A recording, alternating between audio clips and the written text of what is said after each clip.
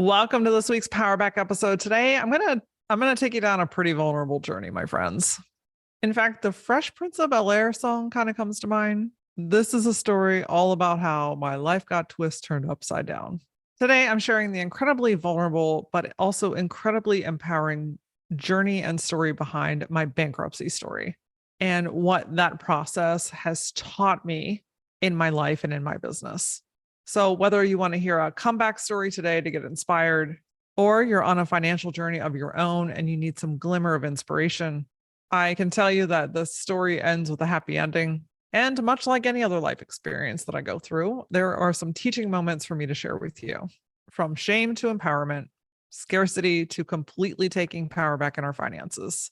This episode is here to remind you that even in shit moments, you can come out on top if you choose. Before we dig into the depths of this subject, though, I want to acknowledge how incredibly lonely building a business can be, and also how incredibly powerful it can be when you have like-minded people in your corner. You get thoughts and you get ideas and you want to run it by somebody. And let's not forget accountability, like people to hold your ass accountable to say, like, hey, did you do the thing that you said that you were going to do?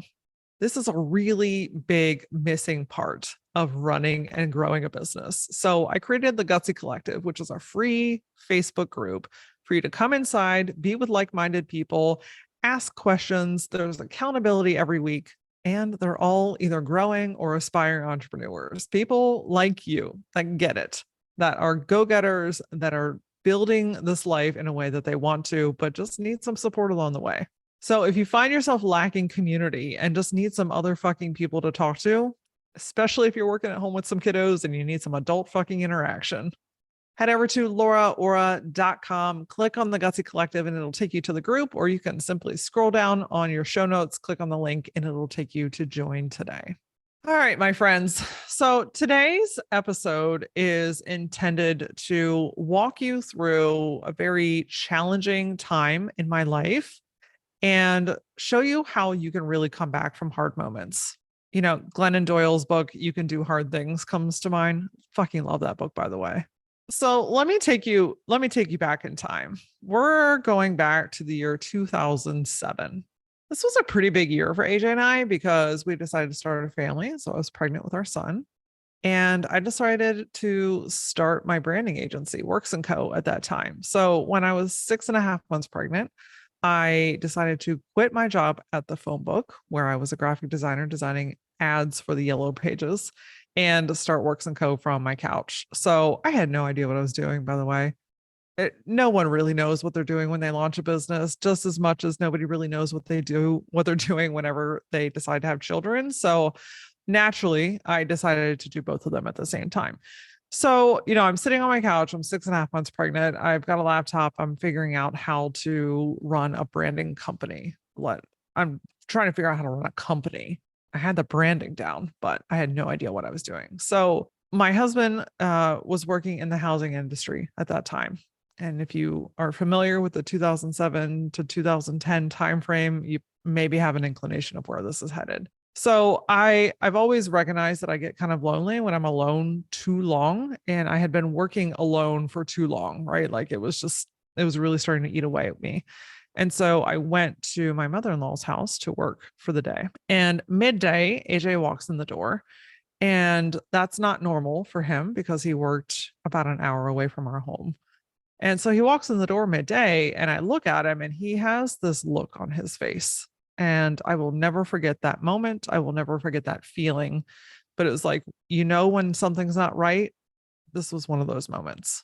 And so he walks in and I said, hey, what are you doing home? Did you come home for like a long lunch? And he said, no, I got let go. And from that moment on, we went on a journey, my friends. See, in that time frame, there was the housing market crash. And since he worked in the housing market, he was a draftsman for a company designing houses. His job was not needed at that time frame. And we had just gotten rid of an entire income because I started a business. So in like a couple of week time span, we went from having 2 incomes to having no incomes. Meanwhile, there is a human inside of me. And all of a sudden, these decisions and this life got very serious very quickly. So, over the course of the next 2 years, AJ was in and out of jobs. People were laying off left and right. He would no longer get in the door. They were sending him back out because it was just the money was very scarce in general in the US at that time. Meanwhile, I am growing the branding agency. I'm taking on clients and we do have a little bit of income coming in, but what we were bringing in was not even close to what a 2 income full-time household was. And after 2 years of fighting this battle tooth and nail, I mean, living on just strings of money. And after 2 years of fighting this really intense battle, at this point, we've got a little one in our home. We're trying to make things work. We're living on threads of things, right? Like you talk about ramen days. Oh yeah, there was plenty of that. We had to sit down and have a very real conversation to say like, hey, the climate is not changing. The housing market's not changing. Our income is not getting any better. We've got to make a really big decision here. The bills just kept piling up. We had 2 brand new cars because we had purchased them when we had full-time incomes. We had some other debt going on. Like it was just racking up. It was getting way over our head. And honestly, we were just drowning. So we made the very hard but very necessary decision to file bankruptcy. Now, I can tell you that my experience is only mine, right? So this is not to determine this is what everyone goes through. This is just through my singular lens. But I can tell you that experience brought on a whole bag of what the fucks. 2 of the most defining moments of that situation was one, when our car got repoed out of our driveway. So we were very communicative. We told everybody like, hey, we're going to work with you. Like, just don't come to our house in the middle of the night and take our shit. Like, we're willing to give things back. This is part of the agreement. We are going to do this. Please work with us. We're working with you. Well, apparently somebody didn't get that fucking memo because my husband's grandmother had been coming over to babysit Camden and was sitting there as the repo car pulled up in the driveway to remove our car. And you want to talk about a level of shame and humiliation when your neighbors are watching, when your husband's grandmother's watching, when your kiddo is there, the beautiful life that you brought into this world that you're here to take care of. And you're like sitting in front of a laptop growing a business. Like that whole dynamic was incredibly shameful. And then that piggybacked when we went to, it's like there's like this final court date, right? Where a bunch of people that are filing go in and you're in front of the judge and in front of all these other people saying like, yes, we are filing bankruptcy. Yes, we're agreeing to this. Yes, we understand. It's fucking humiliating. So all of these experiences packed on top of one another, the shame of the experience, the feeling of failure, the feeling like I can't provide, like I've brought life into the world and what are we doing? Feeling like I am inconsiderate for starting a business right now. Like, who am I to even be doing any of this? My life is falling apart. Not to mention the compound feeling like this is going to define me for the rest of my life. I now have this mark not only on my credit, but on my soul. All these people in this courtroom, what if they look up my name? What if they see my business? What if they think that I'm a complete failure before I've even got this thing off the ground? What are my friends going to think? What is my family going to think? What's going to happen to our beautiful little family? It created a lot of scarcity, a lot of fear in our life. And I think that while not everyone experiences this particular situation, I think that we can all relate to a scary moment in our life or something that just invokes a lot of fear and how that makes you want to pull out of the business or to change course or to do something real quick to fix things. I became a master at fixing things really quickly. And unfortunately, that became a habit that then later needed to be undone. Now, here's where the story starts to turn. Right. I tell you the dark moments of it because one, I think that knowledge is power and vulnerability is power. But two, so that you know that when you experience something in life, that you're not the only one, that you can have hard moments that turn into your successes, that you can be at what feels like rock bottom and also climb completely to the top of your success game.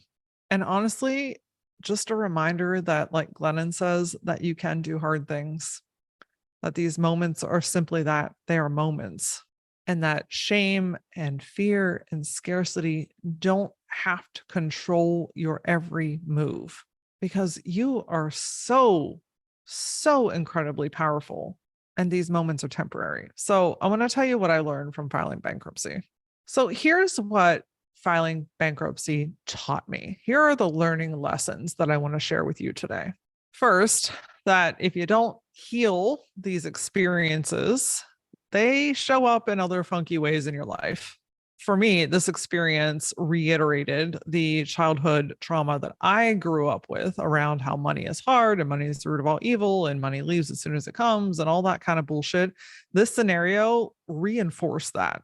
Now, I'm also not saying that I called bankruptcy on to ourselves by not healing that childhood stuff. Clearly, I had zero influence on the housing market. What I'm saying, though, is by not dealing with that money story, it didn't just get okay right afterwards, right? We didn't just file and everything was magically fine. There was some unpacking that needed to be done. There was some healing that needed to be had. There was some undoing of habits and beliefs that had stuck around for a long period of time. And while I did not put those things there, it did become my responsibility to heal through it. So if there is a story that continues to show up in your life, or a habit, or a cycle, or a pattern, I encourage you to pay attention to that because there's something in it that is asking you for its attention, for you to heal it, and for you to release it. That story does not have to continue to be yours, and you have the ability to release it. I also learned that shitty moments are not defining moments. In other words, going through bankruptcy did not make me a failure. In my opinion, it would have only been a failure if I would have gone through it, settled in that I'm a piece of shit, and then never done anything else beyond it or pushed myself to overcome it. To me, in my eyes, that would have been failure. See, these challenging moments, these moments of definition, only become a part of your story. That becomes a chapter, it becomes a learning experience, it becomes part of who you are. And a failed moment does not mean that you are a failure. It means that you're a human having a human experience. And any type of moment only defines you if you let it. It also taught me that vulnerability is an incredible fucking superpower that not only heals you, but empowers others. Do you have to tell everyone about every situation that you've got going on? No, you get to choose what you share. But know that if you feel called to share something, if you feel called to talk about a story, if you feel called to be very vulnerable with something or someone, there may be something in there, not just for the other person, but for yourself. I know putting yourself out there and especially talking about situations like this or something similar can be scary. Like, what are people going to think? And what are they going to say? And are people going to judge me and all this? And this is where that mind stuff starts to come in to say, like, okay, why am I making that matter? What if I feel called to share this because there's a learning lesson in here, because there's a story, because someone else needs to hear it to feel empowered in their own journey? What if I release the thoughts, feelings, and expectations of others and instead trust myself? Because in trusting myself, I heal myself. I also learned that overcoming challenges is a choice, and that by choosing to take action, by choosing to continue, by choosing to shift what is in front of you, that in those moments, that's where you take your power back and you shift the narrative of the story. Look, staying in that story, having bankruptcy define who we were, you and I would not be having this conversation right now, because I would have allowed that to be the ruling factor. I would have allowed that to take over, and that would have been my new truth. But instead, I chose to use it as a learning lesson. I went through the motions, we healed through it together, and now we can openly talk about it and discuss it and empower other people to say, hey, you know what? Shitty things happen to really great people. But that doesn't mean that it has to stop you from doing what you're called to do on this earth. That overcoming challenges is a choice. And two things can be true. Something can be happening and you can keep going. You can have a bump in your journey and have a beautiful journey. You see, choosing to continue is where your power is, because you can look at something and say, you know what? Okay, maybe that didn't go the way I planned. Maybe that's not how I saw this story playing out, but maybe there was something in this for me. And I think that that takes time and perspective, right? Like when you're coming out, when you're on the other side of something, it's a little bit easier than when you're in the thick of it. Because I can tell you when that was happening, I was not looking for the lesson. But by making individual choices to take messy action, to continue moving forward, to healing the trauma, from taking one step to the next step to the next step, eventually that led us out and through. And that is the choice, my friend. So you have a choice. You have a choice to say, okay, I'm going to look at this now. I'm going to learn from this and I'm going to use this as power, or I'm going to use this to define me. I can promise you that if you choose it as power, doors will open beyond your wildest dreams. Because of the choice to continue moving forward, we were able, it's off of our credit. It is gone like it never existed. We were able to buy cars again. We were able to purchase our home. We were able to purchase a commercial building. We have 2 businesses. We're able to care for the things in our home and our son and so many other things, but all because we chose to continue moving forward. And lastly, the power of the fucking mind. If you've been around here for even a second, or you've been around since the day we started this podcast, you know how incredibly powerful your mind truly is. It's easy for these thoughts to get big and spiky and hairy and gnarly in your mind. But when you actively, again, choose to pay attention, build awareness around what am I saying about myself? Am I going to say this to somebody else? No. And for people that do, probably don't. That's kind of an asshat move. We're all human beings and we need to be supported and nurtured. But my friend, that has to start from within first. The words that you say to yourself matter more than any of us truly realize. The thoughts in our mind, the beliefs that we carry, it impacts our actions, it impacts your reality, and it also impacts your body. Like the cells in your body are literally listening to your thoughts. And if you're constantly just like punching it down and beating it down, don't be surprised if you're feeling tired and sluggish. When you choose to take your power back in your mind, to say, you know what, this was a tough situation. I can overcome this though. I'm going to believe in myself a little bit today, even if I have to fucking fake it. I'm going to try. And I'm going to start to speak kind things to myself. And I'm going to listen to music that inspires me. I'm going to listen to podcasts that lift me up. I'm going to be around friends and people that are supportive. I'm going to look at myself in the mirror every day and encourage myself. You literally start to create new, stronger neural pathways in your mind. That creates new habits in your life, which creates new actions in your life, which actually truly start to change things. Your reality in your world starts to change. New opportunities start to open up. Your body starts to look and feel better for yourself. Like all of a sudden, you feel like taking a walk again. All of a sudden, you feel like exercising. All of a sudden, you start feeling like socializing again. This is literally the key. You hold the key every single day. So what you say to yourself matters. And you absolutely have the power to shift, to navigate, and to lift just about every situation in your life. Bankruptcy, I think, above all, taught me that humans are humans.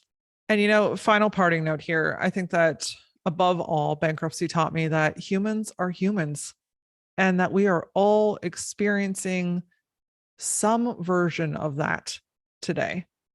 That if we are kinder to one another, that if we are more gentle with one another, if we are more supportive of ourselves and the people in our life, this world is full of things happening all the time.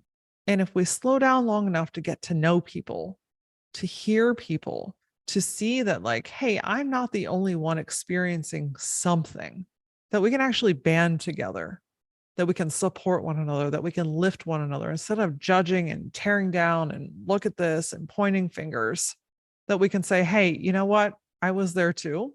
And maybe here's a thing or two that might be able to help you. And I hope that that is what this episode did for you today. Again, whether this is your specific scenario or not, or just something different that's happened in your life in the past, or whether you're going through it right now, I want you to know that I hear you. I see you. You are insanely capable. You have so much to offer this world, and you're not alone. We're back Tuesday with another episode. Look, if you are an empathetic human being and you're like, how do I protect my energy? How do I refill my energy? The next Tuesday's episode is right up your alley. And if there's something that you took from today or a question that has come up, connect with me on social. You can find me on all the platforms using @LauraAura. I would love to hear from you. And as always, until I see you next time, stay gutsy.